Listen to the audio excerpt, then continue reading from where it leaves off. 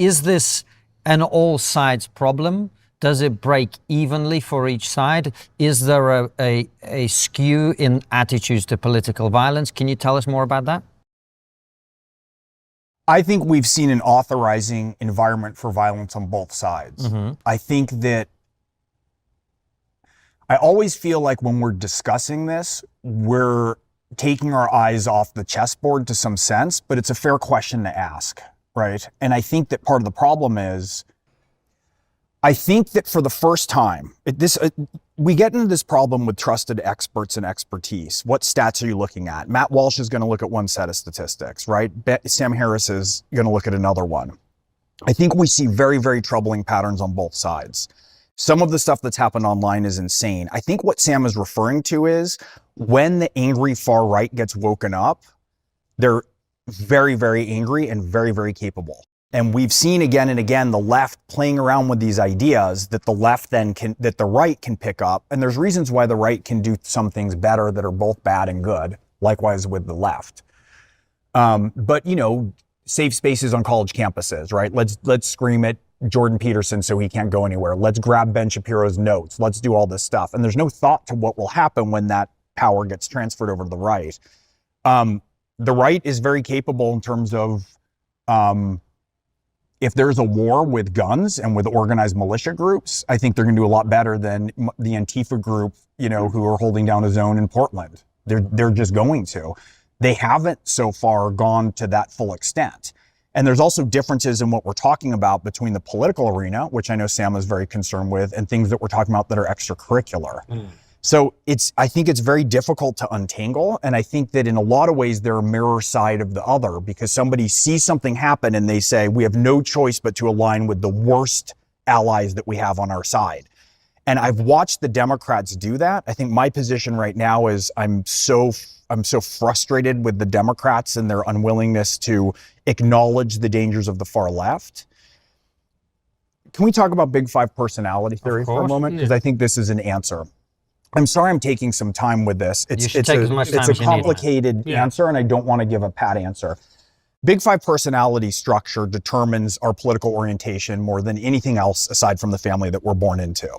And so there's something called high trait openness, right? Do you like new experiences? Do you like new people and foods? Liberals tend to be higher in high trait openness. And so that's a really interesting thing. That's why we congregate in cities, let's say, right? Different people and voices and accents. We're open to different kinds of experiences. My trait structure lies down that way along a very classically liberal trait structure. And there's something called empathy. There's empathy, which tucks under something called agreeableness, right? So that's another kind of complicated thing. And Democrats tend to think that this is sort of superior, that all you need is to expose more people to more different viewpoints and higher empathy, and then the world will be solved. Conservatives are lower in trait openness, and that codes for a lot of other things. They like borders around things. They like predictability. They like being surrounded with people who think and move like them. Farmers and ranchers, there's a set schedule. This has nothing to do with race. It's not white people versus black or brown people. It's evenly distributed across every single group, whether you think that that's a God-given thing or evolutionarily selected for how we navigate. And conservatives are higher in a different trait, which is called high trait conscientiousness. So with openness, they say, I want less openness, right? I want a border around the country, build a wall. I want borders around gender, right? If there's a couple examples that don't fit, that's fine, but we all know that there's two genders and that's what we define it.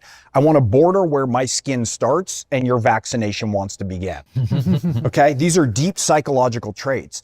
These are also very useful traits. Imagine the Native Americans when the Europeans came with smallpox blankets, if they said, hang on a minute, like we need to have a little bit more in-group protection before we deal with this issue of infection from what can happen with different outgroups. We've robbed the right in a lot of ways. The prevailing ideologies of the left have robbed the right in a lot of ways of an organizing principle for the in-group. So can it be that you're Christian and being Christian will exclude certain people from certain activities as much as being Jewish does or being anything does? That's something that's called Christian nationalism. All nationalism gets grouped in with Adolf Hitler. If you can't have pride in your country anymore. So here we have this more closed trait, but there's not a group that they can identify under with a structure that is acceptable to a lot of parts of the mainstream. And we need to untangle that. Now, conservatives are also higher in something called trait conscientiousness. And trait conscientiousness is like, do you return phone calls? Do you show up on time? Do you do what you're going to say? So think about CEOs versus visionaries, right? Steve Jobs, big, crazy. And then they're like, wait, we need to bring in, conservative, conscientious CEOs to make sure the trains run on time. They boot Steve Jobs, everything runs on time, loses the vision. You need to bring them back in. And the point of this, more than anything, is that we desperately need each other. That's why there is an even distribution of this trait structures, whether from evolution or from God. And we need to modulate, because the job of liberals is to say, look, if you build a wall and you make it impenetrable, and new ideas can't get in, and new people can't get in, and new kinds of workers can't get in, and we can't infuse that with the center, which is something that the founding texts, from the Bible to the Constitution to the civil rights movement, which, like, every key juncture has a plan for how the fringe interacts with the center. If we don't do that, we will stagnate and die. So one is the brakes. Let's go a little slower and make sure things are working and make sure we're not doing away with our traditions that hold order. And the other says we need to move forward and we need to keep integrating. Either one of those is a disaster. If you stomp on the brakes, Democrats will go flying off a cliff, following other lemming cars off the cliff, or smash into a wall. And conservatism will stomp on the brakes and not integrate. And so what we need to do now, I think, in a very significant way, is to upgrade our reference points. We're stuck with old reference points. We think every activist is John Lewis or Harvey Milk, right? We think that every notion of nationalism is Adolf Hitler. And we have to start, we think every intervention, is it Chamberlain getting off the plane, waving the piece of paper, or is it Vietnam? Well, how about it's neither? How about we are in history in a way that's real? And that the reference points of old that we use to point and blame, well, you have more violence here and you have more violence there. I see this as a mirror image that if we started sitting on a seesaw, bouncing back and forth, finding balance, if the left moves this way, the right moves this way, the left moves this way, the right moves this way. And the voices that will can lift above partisan values to things that are transcendent, which is what I thought Erica Kirk did at Charlie's memorial. Those are the things that are transformational. When we say we're not looking here and here because we're squabbling here, and that's to the delight of, let's say, elements within China who want to see us weakened, elements of Russia who want to see us weakened. And it also makes sure that we can't have any sane dialogue around solutions. Because if all we're talking about is, well, is it the left, is it the right, and we're warring ourselves, where we're putting ourselves into war parties, we can't have the discussions with nuance to address the real issue. Well, I totally see what you're saying. I agreed with literally every word you said until that very moment. And I really don't agree with you on that, because in order to solve any problem, you have to identify what's actually happening. So if it is something that is happening across the political spectrum, and it's this mutual radicalization you're talking about, that's one problem. If you've got quote unquote assassination culture on the left, that's another problem. If you've got militias organizing in remote parts of Idaho, just to pick a state, whatever, that's a third problem, right? So I guess what I'm asking, first of all, what is the problem exactly? I think all three of those are problems. And I think that the means by which we're having conversations to solve them are, by design, ineffective and aren't leading to better solutions for them. They're leading to more partisan warfare. I think all three of those are problems, and they probably need different methods of address. Well, that's what I'm thinking about, because it's almost like you have these algorithms, you have these media ecosystems, and you see it. I mean, one of the reasons I think a lot of the kind of online right is getting more extreme now is their party is in power in this country. And so beating up on the Democrats, well, who cares about that? It's not going to get any clicks. The arguments have been won, and so you have to amp up the conspiracy, the crazy, the whatever. You have to go further to spice up the food, so to speak, right? And you have a tilt of psychopaths who are moving. When you have a certain group that's in power with a different set of rights, let's say with rapid onset gender dysphoria, where there's something, you start to see a migration of dark tetrad types to that. So you see this movement wherever power is, because if you're a dark tetrad player, you go where there's power, and then you have grift that you can manipulate people and get closer to power. And so we have seen a gravitation to that with ascendant conservatism, ascendant republicanism, that a lot of bad faith players are moving over that way.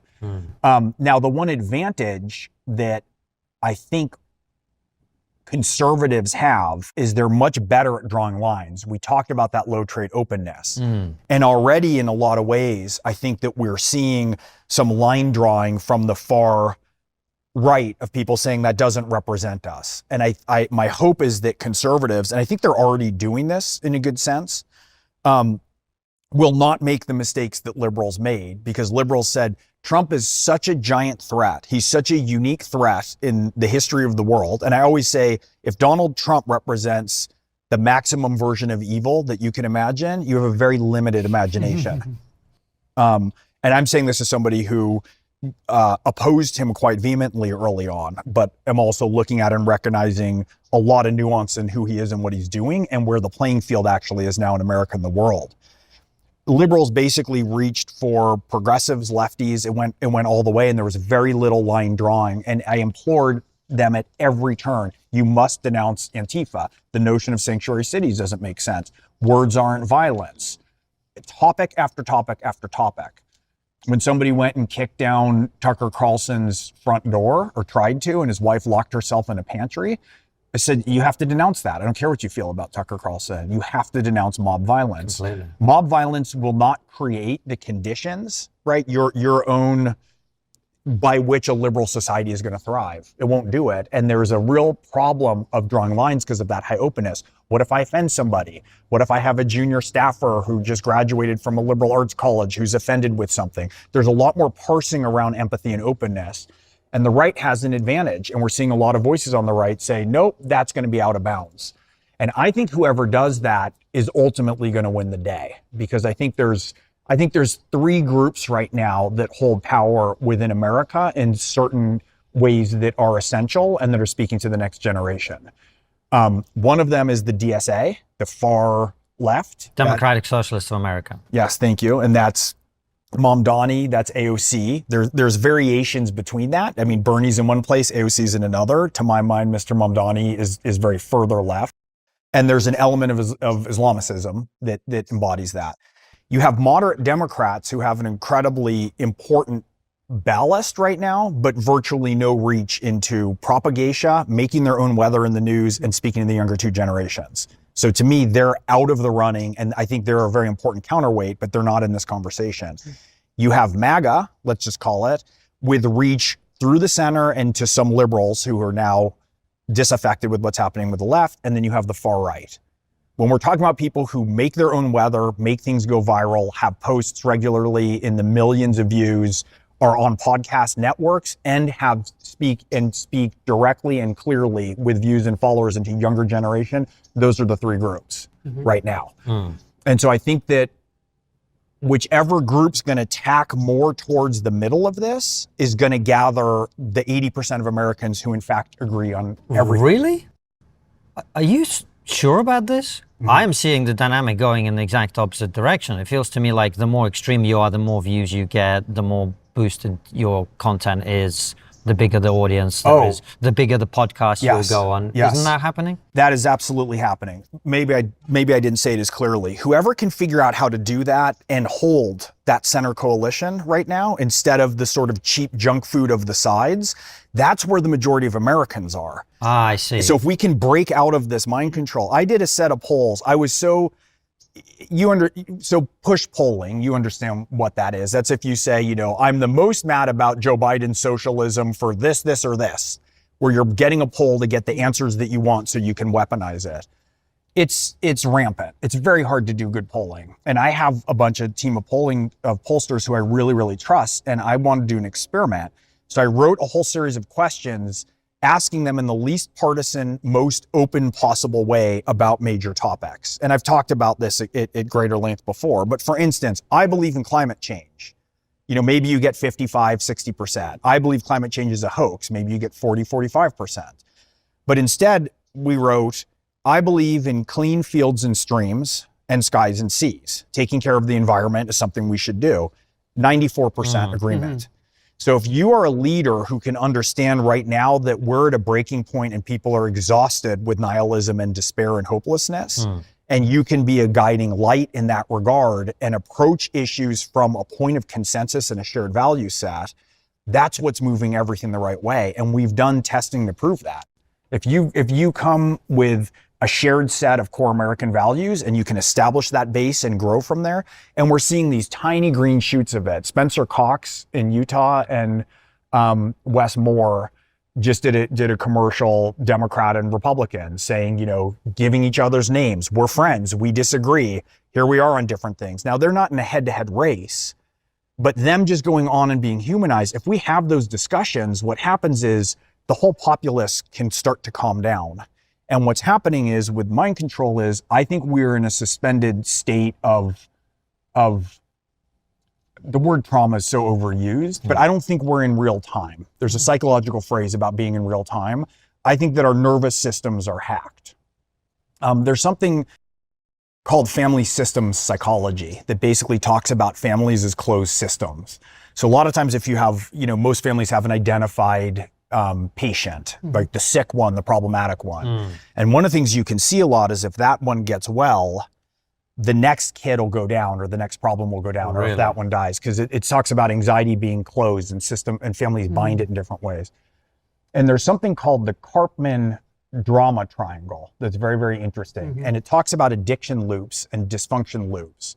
And what it means when you're in a dynamic like this, when someone's the victim, someone's the savior, right? Someone's the persecutor. So Karpman has, there's three different roles. There's victim, rescuer, and persecutor. All of those are bad roles. Okay, so the rescuer isn't really rescuing. What the rescuer is really doing is saying, you know, I'm so pure and I'm so open-hearted and I have so much good that we don't even have to examine my shortcomings or willful blindness. I'm here, I'm just serving the victim. And then at some point, the aggravation of the victim's unwillingness to heal gets so much they turn into a persecutor. And so the roles change. And the victim role, we're aware of how bad that is, right? You can be a victim, nothing's ever your fault. But all of these roles shift. And when you're in these roles, you're in a dynamic, which means you're not existing in real time. You're not really looking that each person is filled with nuance and contains multitudes. And we all can be all these things. And what is actually the thing that's going to break the cycle and move us out from that into transformational change, away from addiction, away from bad family dynamics. The news cycle right now, I see people constantly persisting where we have political leaders who are, and influencers who are the biggest victims in the world. And then they're the biggest rescuers in the world. And then they're the biggest persecutors in the world. And we're moving between these roles which aren't real. And the only way to shatter them, as you're saying, those can get a lot of views. They can get a lot of following. And if we keep going this way, one side or the other is going to win. And that means we're back in that proverbial car with somebody stomped on the brakes or somebody stomped on the gas. And if we want to gather the majority of Americans who are outside these outsized radical voices on the left that are exhibiting control, mostly by threatening immense reputational and financial damage to people, right? That's mob control and cancellation. If we can crack through to that, there's a chance to break the dynamic. And there's a chance to actually focus and clear our heads and look at the chessboard before us and say, here's where we are in America. Here's what we need to do for our kids. Here's how the chessboard exists right now in the world with Russia and China and the Islamic Republic and President Trump. And here's a Gaza peace plan that seems insane and unlikely. Maybe that's something that we support, even if we have criticisms about him domestically. And here's something on our own side, which is fairly vile and reprehensible. It's very difficult to do that when you're only convinced that the other side wants to kill you. And both sides are convinced that the other side wants to kill you. And we're in scared, traumatic postures that we're struggling to break through.